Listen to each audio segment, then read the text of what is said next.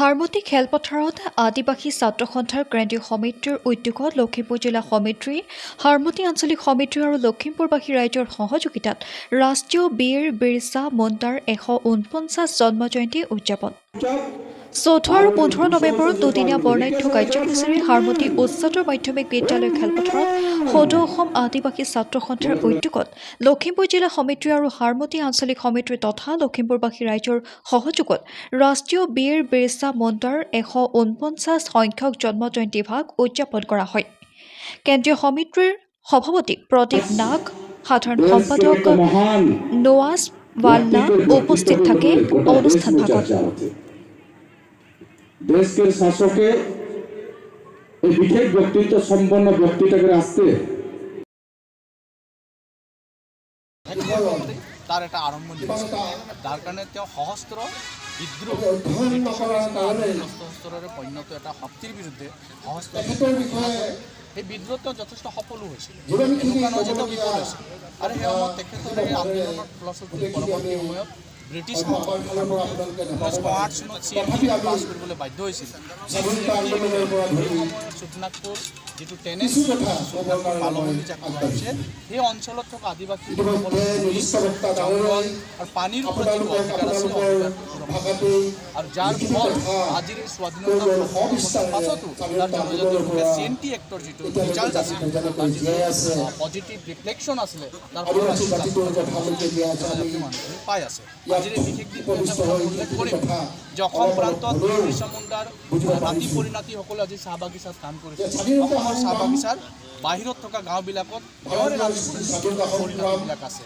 তাত থকা আদিবাসী লোকসকলৰ যিখিনি সাংবিধানিকভাৱে মৰ্যাদাপ্ৰাপ্ত যিখিনি অধিকাৰ আছে, ধৰক যিটো মুণ্ডাসকল বিশেষভাৱে আজি জনজাতি মানে শিডিউল ট্ৰাইবছৰ আৰু শিডিউল ট্ৰাইবছৰ কাৰণে 1950 শিডিউল ট্ৰাইবছ অৰ্ডাৰ ভাৰতবৰ্ষত হৈছে।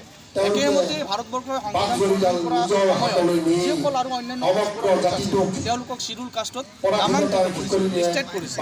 শিডিউলিং কৰা মানুহখিনিয়ে সংবিধানে দিয়া অধিকাৰখিনি অসম প্ৰান্তত থকা আদিবাসীসকলৰ শ্ৰমিক লোকসকল, আদিবাসী লোকসকলৰ কাৰণে বিভিন্ন বীৰ বিৰসা মুণ্ডাৰ ১৪৯তম জন্ম জয়ন্তী আৰু আমাৰ এই জন্ম জয়ন্তী ভাগ আমি কেন্দ্ৰীয়ভাৱে লখিমপুৰ জিলাৰ হাৰমতি ১৪ আৰু ১৫ তাৰিখ দুই দিনেৰে আমি বৰ্ণাঢ্য কাৰ্যসূচী হাতত লৈছিলোঁ। আৰু আজি দ্বিতীয় কাৰ্যসূচী আমি যোৱাকালি প্ৰতিনিধি সভা আছিলে আৰু প্ৰতিনিধি সভা অলৰেডি হৈ গ'ল। আজি আমাৰ ৰাতিপুৱা চাফাই আছিলে, তাৰ পাছত আমাৰ পতাকা উত্তোলন কাৰ্যসূচী আছিলে, তাৰ পাছত আমাৰ সাহিত্য কাৰ্যসূচী, তাৰ পাছত আমাৰ মুকলি সভা আছিলে আৰু মুকলি সভাত আমাৰ সভাপতি কেন্দ্ৰীয় সমিতিৰ সভাপতি শ্ৰী প্ৰদীপ নাগ গমকে ডাঙৰীয়া উপস্থিত আছে। লগতে আমাৰ নিৰ্দিষ্ট বক্তা সুদূৰ আমি ডিব্ৰুগড় পৰা আমি আমন্ত্ৰণ কৰি আনিছিলোঁ বলদেৱ তেলী ডাঙৰীয়া, তেখেত আমাৰ মাজত আহি উপস্থিত হৈছে।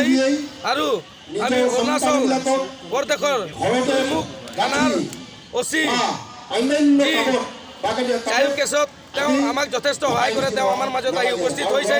আৰু আমি এই বিৰছা মুণ্ডাৰ জন্ম জয়ন্তী মঞ্চৰ পৰাই আমি আমাৰ যি আদিবাসীসকলৰ যি দাবী আছে, এই দাবীসমূহ আমি চৰকাৰৰ ওচৰত আমি দাঙি ধৰিবলৈ বিচাৰিছোঁ।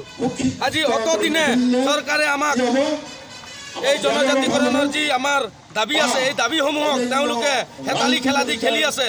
আমি এই দাবী আমাক যেতিয়ালৈকে আমাৰ দাবী পূৰণ নহয় তেতিয়ালৈকে আমি এই বিজেপিৰ এগেইনষ্টত আমি যাম আৰু আমি বাগানে বস্তিয়ে আমি বিজেপিক নোসোমাবৰ বাবে আমি বাধা প্ৰয়োগ কৰিম।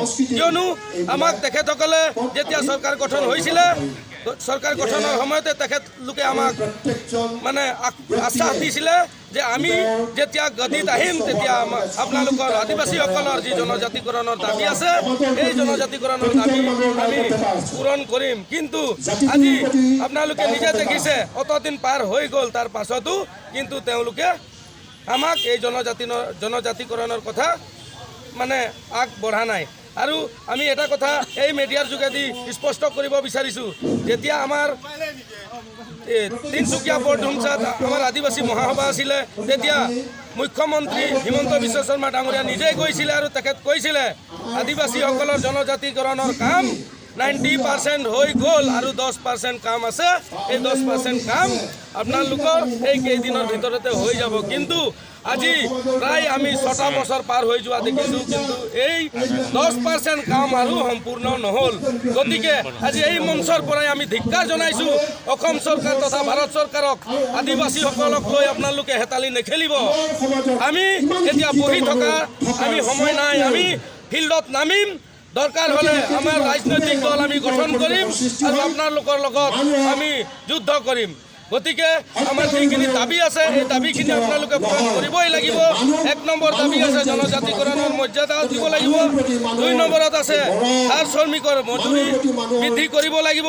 3 নম্বৰত আছে আদিবাসীসকলৰ ভূমিৰ পাট্টা দিব লাগিব। আৰু এইখিনি যদি আপোনালোকে নিদিয়ে, এতিয়া আৰু এটা আমি দেখিবলৈ পাই আছোঁ কাষ্ট চাৰ্টিফিকেটৰ যি ইছ্যু, এই কাষ্ট চাৰ্টিফিকেটটো ক্লিয়াৰ কৰিব লাগে।